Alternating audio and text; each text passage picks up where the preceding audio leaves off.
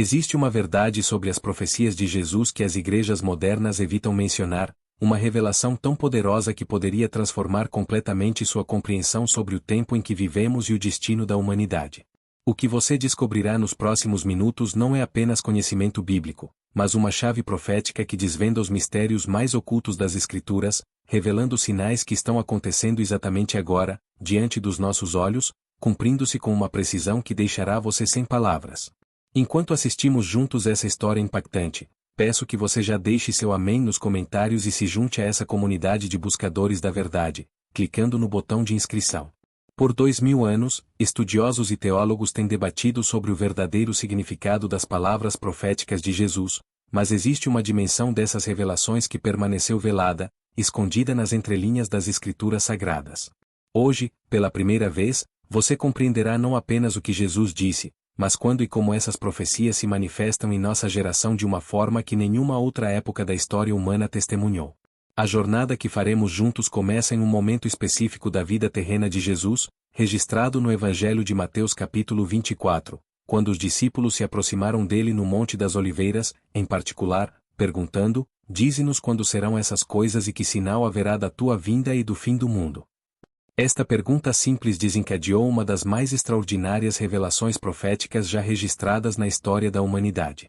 Jesus, olhando para além do tempo e do espaço, começou a descrever não apenas eventos futuros, mas sinais específicos que marcariam diferentes épocas da história humana.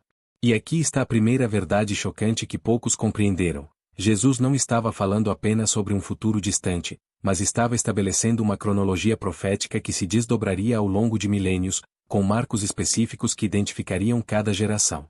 No versículo 4 deste mesmo capítulo, Jesus adverte: "Acautelai-vos, que ninguém vos engane." Esta não era uma advertência casual, mas uma chave interpretativa fundamental. Jesus sabia que sua mensagem profética seria distorcida, mal interpretada e até mesmo suprimida por aqueles que preferem manter as multidões na ignorância espiritual. E é exatamente isso que temos presenciado ao longo dos séculos. Mas voltemos ao contexto histórico daquela conversa no Monte das Oliveiras. Os discípulos estavam impressionados com a magnificência do Templo de Jerusalém, uma das maravilhas arquitetônicas do mundo antigo. Jesus, no entanto, olhando para aquela estrutura imponente, declarou algo que os deixou perplexos: "Não ficará aqui pedra sobre pedra que não seja derribada." Como poderia uma construção tão sólida e impressionante ser completamente destruída? A resposta veio apenas algumas décadas depois, no ano 70 da era cristã, quando as legiões romanas, sob o comando do general Tito, cercaram Jerusalém e literalmente cumpriram a profecia de Jesus. Pedra por pedra, o templo foi demolido. Mas aqui está o detalhe que mudará sua perspectiva.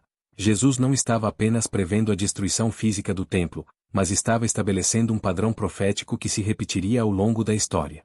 Este padrão profético revela que Jesus enxergava simultaneamente eventos próximos e distantes, entrelaçando-os de uma forma que apenas recentemente começamos a compreender completamente.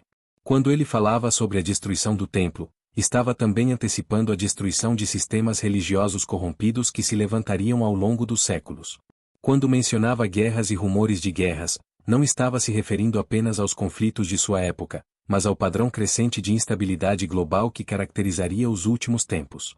No versículo 7 de Mateus capítulo 24, Jesus declara: "Porquanto se levantará nação contra nação, e reino contra reino, e haverá fomes, e pestes, e terremotos, em vários lugares." Durante séculos, muitos interpretaram essas palavras como referências a eventos isolados do futuro. Mas a verdade chocante é que Jesus estava descrevendo uma intensificação progressiva desses fenômenos, como as dores de parto que se tornam mais frequentes e intensas antes do nascimento. Observe o mundo ao seu redor neste exato momento. Nunca na história da humanidade testemunhamos tantos conflitos simultâneos, tantas nações em tensão, tantas ameaças econômicas globais acontecendo ao mesmo tempo. As dores de parto que Jesus mencionou não são eventos esporádicos, mas um padrão acelerado que marca nossa época como única na história.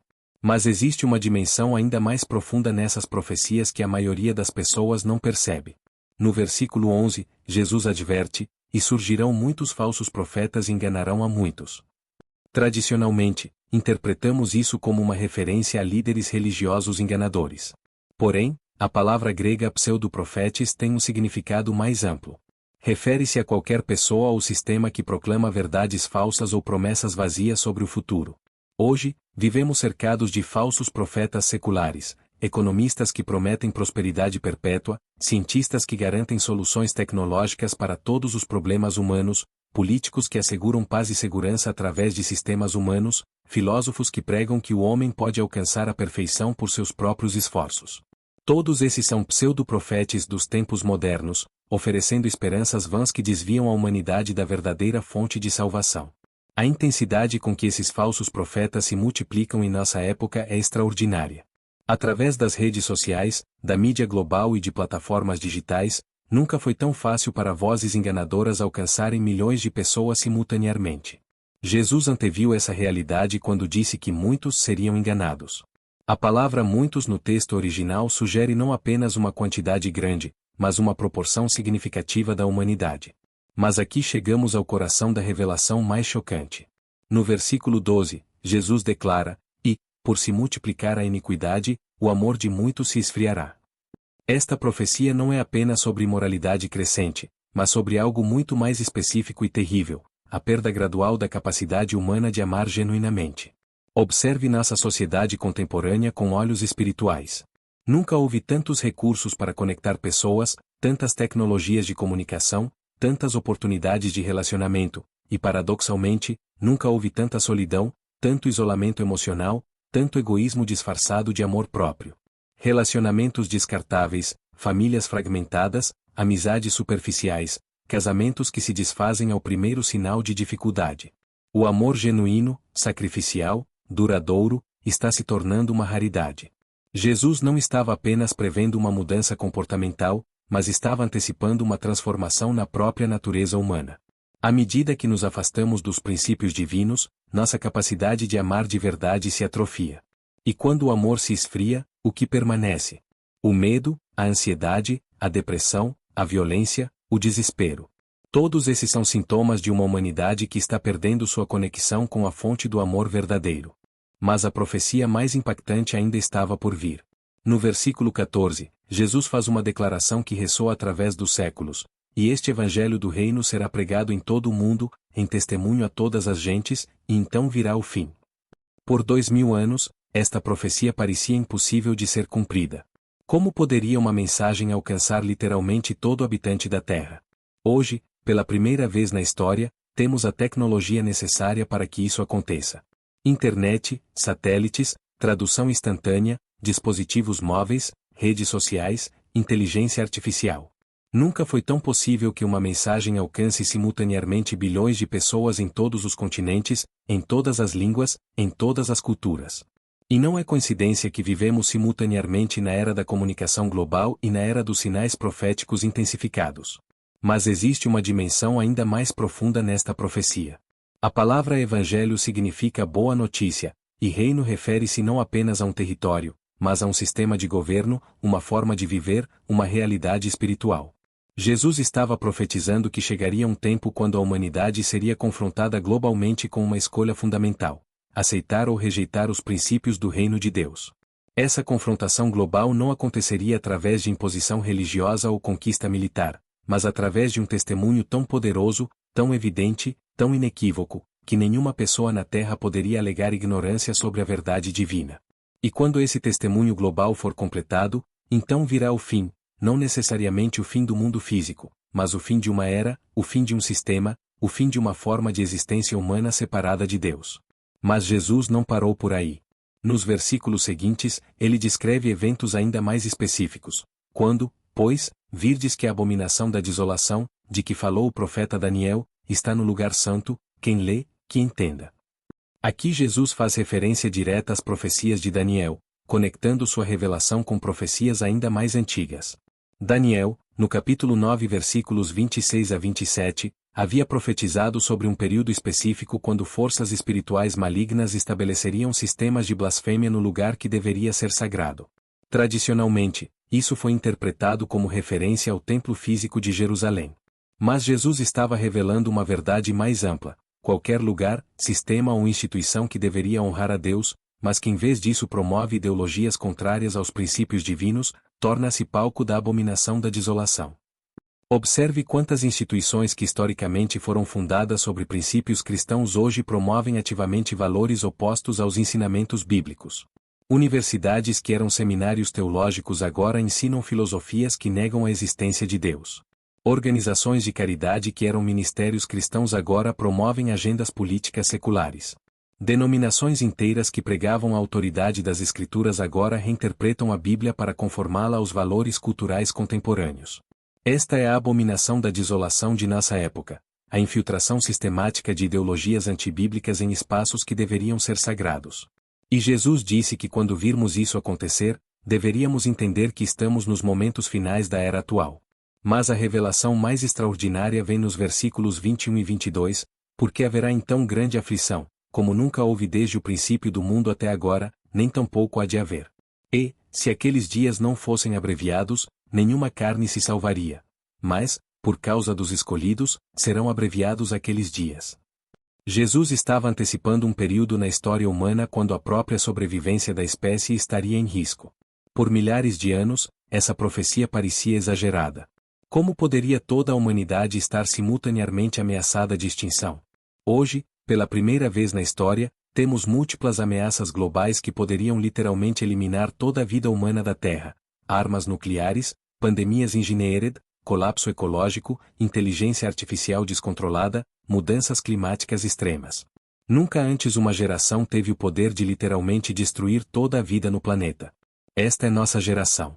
E Jesus profetizou que, quando esse poder existisse, os dias seriam abreviados, não por destruição completa, mas por intervenção divina por causa dos escolhidos. Isso revela algo extraordinário sobre o plano de Deus. Mesmo quando a humanidade desenvolve a capacidade de se autodestruir, Deus mantém o controle supremo da história.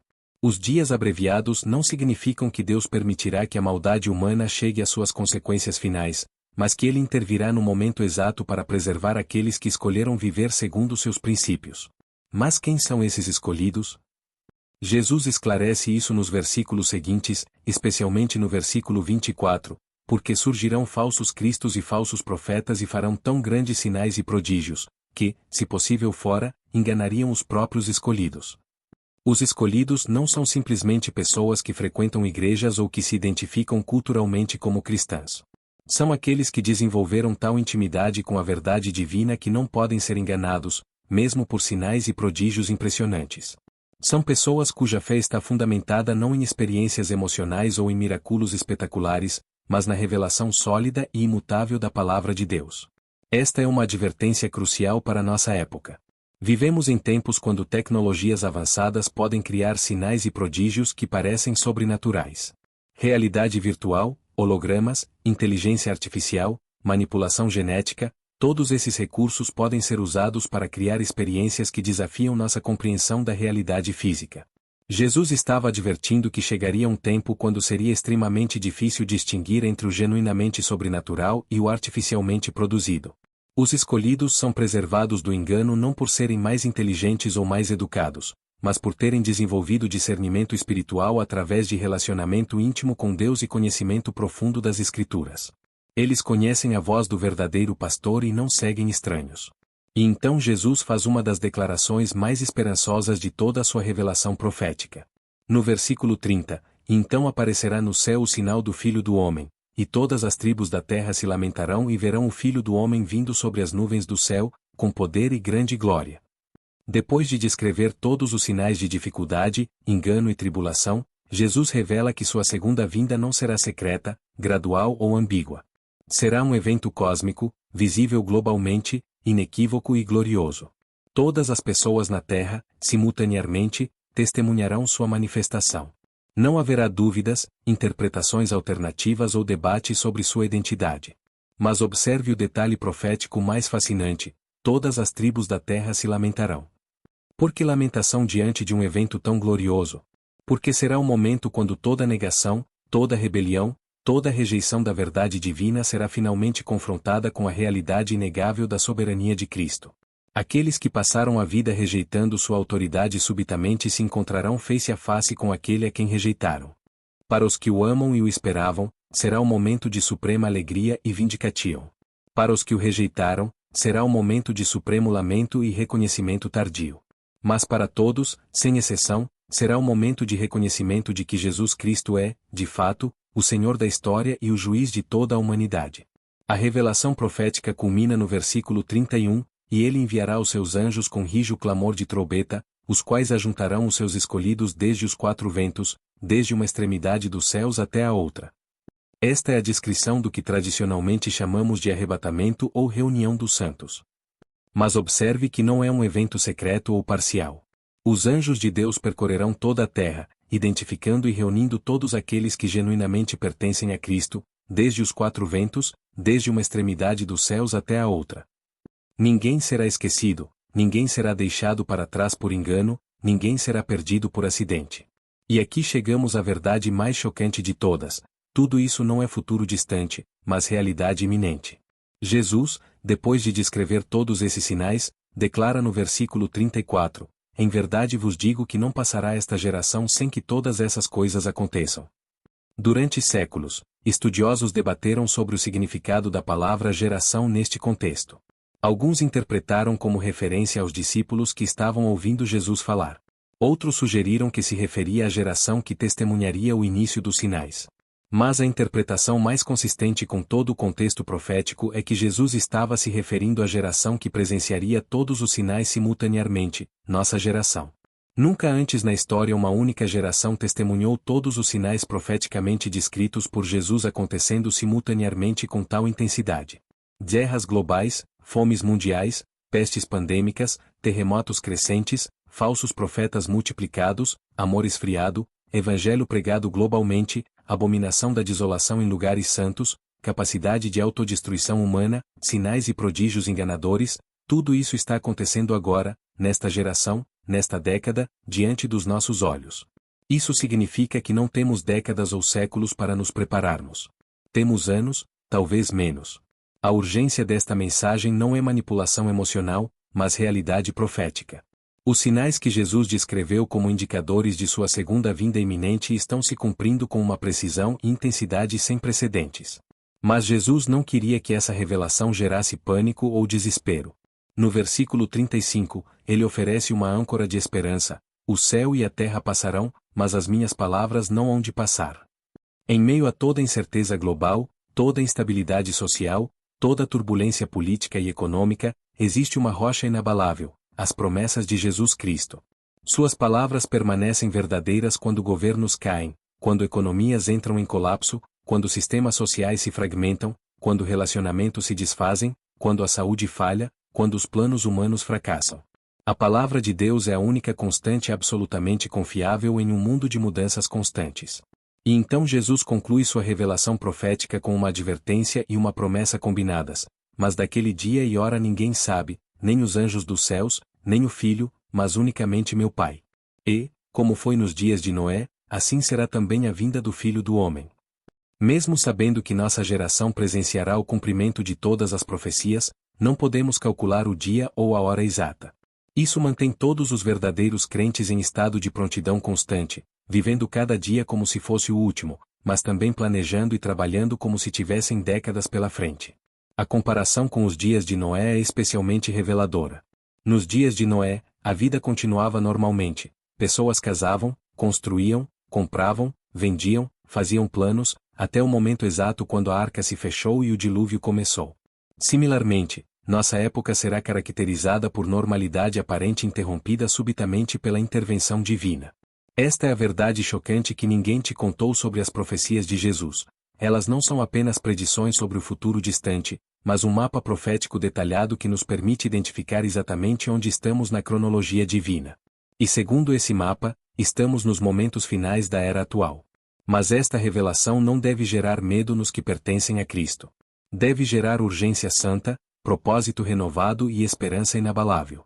Urgência para compartilhar o Evangelho com todos ao nosso alcance. Propósito renovado para viver cada dia de acordo com os princípios do reino de Deus. Esperança inabalável porque sabemos que, independentemente do caos aparente no mundo, Deus está no controle absoluto da história. A pergunta final que cada pessoa deve responder é esta: quando Jesus aparecer nas nuvens com poder e grande glória, você estará entre aqueles que o recebem com alegria ou entre aqueles que se lamentam? A resposta a essa pergunta determina não apenas seu destino eterno, mas a qualidade de sua vida aqui e agora. Se esta mensagem tocou seu coração e abriu seus olhos para a verdade, não hesite em expressar sua gratidão com um like, compartilhar essa luz com seus amigos e familiares, e inscrever-se para que possamos continuar a desvendar juntos os mistérios divinos. O tempo é curto, mas a misericórdia de Deus ainda está disponível para todos os que genuinamente o buscam. Não deixe passar esta oportunidade única de se posicionar do lado certo da história eterna.